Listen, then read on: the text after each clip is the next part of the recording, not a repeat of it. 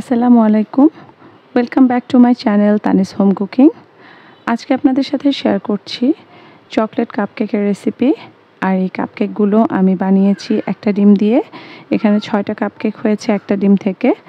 আর এই কাপকেকগুলো কিন্তু অনেক সফট আর স্পঞ্জি হয়েছে। কাপকেক বানানোর জন্য আমি প্রথমেই রুম টেম্পারেচারে থাকা একটা ডিম নিয়েছি। এবার এই ডিমটাকে বিটার দিয়ে বিট করে নিচ্ছি। আমি 1 মিনিটের মতো সময় নিয়ে ডিমটাকে বিট করেছি। যখন ডিমটা ভালোভাবে বিট করা হয়ে গেছে এর মধ্যে দিয়ে দিচ্ছি 1/3 কাপ চিনি। চাইলে চিনির পরিমাণটা আরেকটু বাড়িয়েও ব্যবহার করতে পারেন।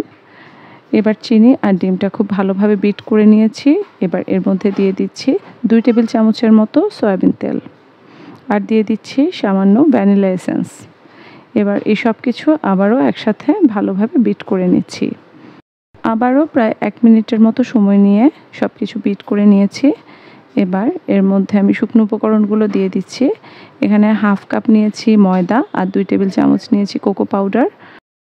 কোকো পাউডার আর ময়দাটা ভালোভাবে চেলে নিয়েছি। এবার এর মধ্যে দিয়ে দিচ্ছি 1/2 টিস্পুনের মতো বেকিং পাউডার আর 1/4 টিস্পুনের মতো দিয়ে দিয়েছি বেকিং সোডা। এবার সব কিছু একসাথে মিশিয়ে নিচ্ছি আর মেশানোর সময় আমি একটু একটু করে লিকুইড মিল্ক দিয়ে দিচ্ছি। এখানে আমি 1/4 কাপের মতো লিকুইড মিল্ক নিয়েছি আর মিল্কটাও রুম টেম্পারেচারে রাখা ছিল। সব কিছু একসাথে মিশিয়ে নিয়েছি। এবার আমি এখানে দিয়ে দিচ্ছি ডার্ক চকলেট। এখানে আমি 1/2 কাপের মতো চকলেট দিচ্ছি। চকলেটটা ভালোভাবে মিশিয়ে নিচ্ছি।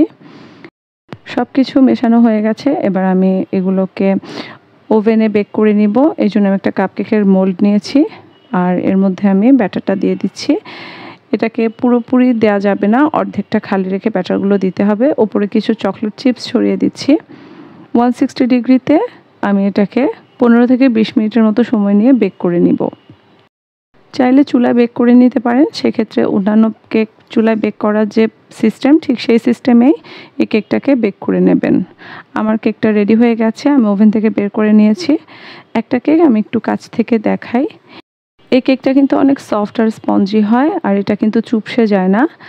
আর কেকটা হওয়ার পরে ঠান্ডা হওয়া পর্যন্ত অপেক্ষা করবেন। ঠান্ডা হলে তারপরেই কেক থেকে এই কাগজটা ছাড়িয়ে নেবেন, তা না হলে কেকটা ভেঙে যেতে পারে। আশা করি রেসিপিটি আপনাদের ভালো লেগেছে। ভালো লেগে থাকলে একটা লাইক দিতে ভুলবেন না। সবাই অনেক অনেক ভালো থাকবেন, সুস্থ থাকবেন। আল্লাহ হাফেজ।